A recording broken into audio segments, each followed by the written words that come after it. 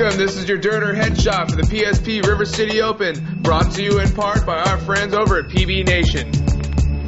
Before we get to our featured games, let's take a look at the series standings going into this fourth tournament. And here's another quick look at the Thursday scores. If you like to watch some Thursday games, you can check out the mini Derder HeadShot, which can be found on Derder.com. And just a quick reminder, both Legacy and LTZ were no-shows of this event, causing two brackets to have buys. Our first featured game is the Oakland Infamous versus the Hurricanes.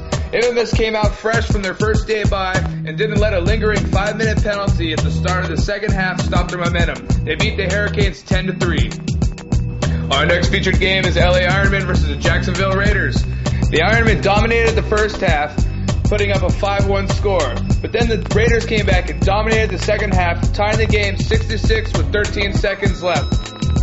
In the final point, Brandon Short was called for playing on, awarding Jacksonville the swing point and the win. Final score was 6-7. And now here's a look at the rest of your Friday scores.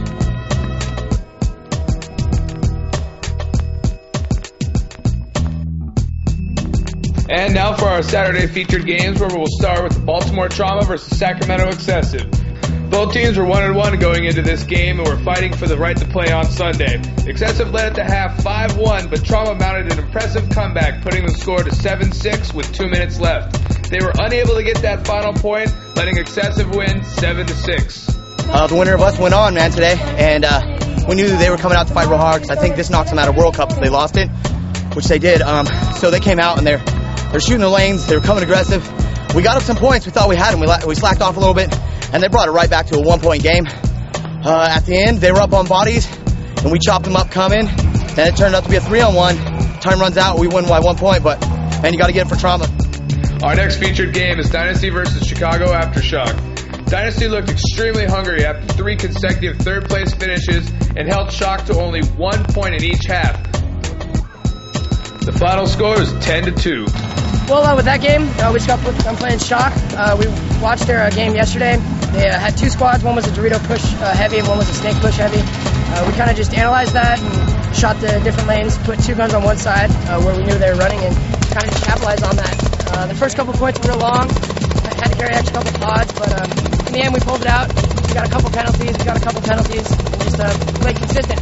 That was pretty much the game in a nutshell. And here are the final Saturday scores, taking us into Sunday play.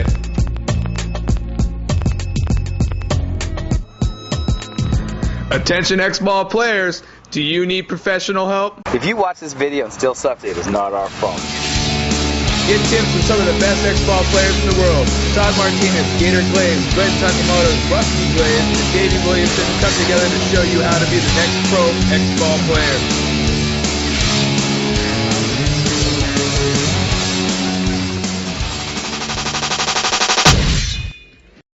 Explain, the X-Ball training DVD, coming October 2007. And now on to Sunday play, where we'll start with the Portland Naughty Dogs versus X Factor. In a back-and-forth game, the Chi-Town champs X Factor were not able to put it together enough to beat the Naughty Dogs with a final score of 6-7.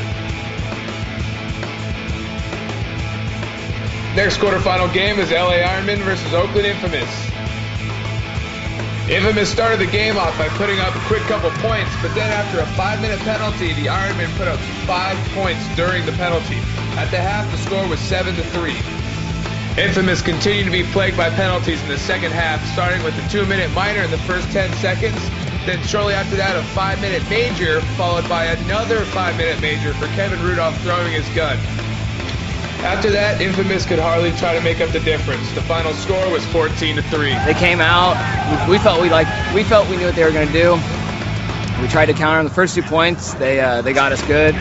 They got a 5-minute. We capitalized on it, scored 5 points. And honestly, I think that really broke the back, broke the momentum, and they really didn't come back. I think they only scored 1 more point after that. We got really lucky that I think they broke mentally. They started making mistakes. They started getting penalties. It really kind of opened it up for us at the end. The next game is Sacramento Excessive versus Boston Red Legion.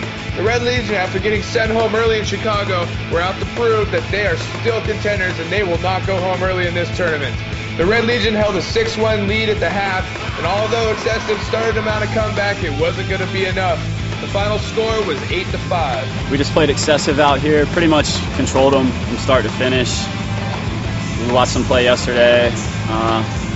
They looked strong, but we were pretty confident we could beat them, and we went out there, did what we had to do. Next game is Dynasty versus the Philly Americans. This game went point for point to spot a Dynasty 5-minute near the end of the first half that lingered through onto the second. With 10 minutes left in the second half, the score was tied 5-5, and that's when Dynasty took the lead and never looked back. The final score was 10-6. We started off a little bit wonky, going point for point. We had a little bit of a couple penalties there. 5-minute, which gave them a couple point lead there, which kind of sucks. So it's the player that got it seems to always get the penalty, but shit happens, right? And now on to the semifinals, where it's Dynasty versus the Naughty Dogs and the Red Legion versus the Ironmen. In the first game, Dynasty versus the Naughty Dogs, Dynasty started off with 3 points and each ate up the clock, but the Dogs closed the gap to a 3-4 score at the half. The Dogs tied it up early in the second half, but then Dynasty pulled ahead, allowing the Dogs only one more point after that. The final score was 5-7. And the second semifinal game is the Boston Red Legion and the LA Ironmen. Whenever these two teams get together, you're always guaranteed a good match, and this one was no different. The two teams were even matched the whole first half, and at halftime the score was 5-5. Then in the second half, the Red Legion came out swinging and only allowed the Ironmen 1 point the entire half.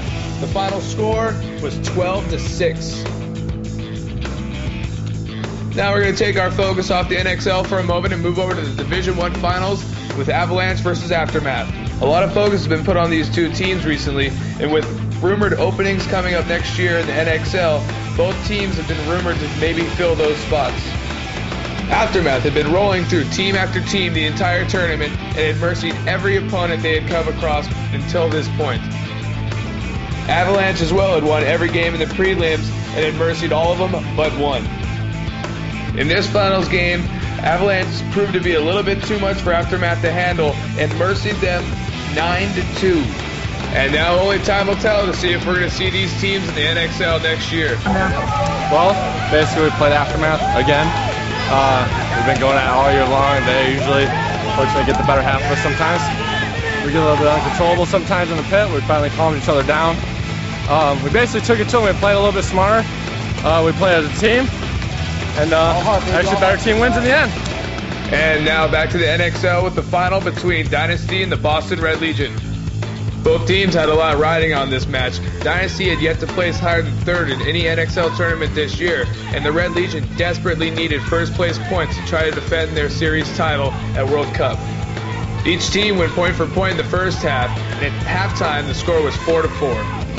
And they continued to go point for point until near the end of the second half when the Russian Legion pulled up by 2 points, and from there Dynasty wasn't able to recover. The final score was 8-6. And that does it for this episode of Derder HeadShot. We will see you for the season finale out at World Cup.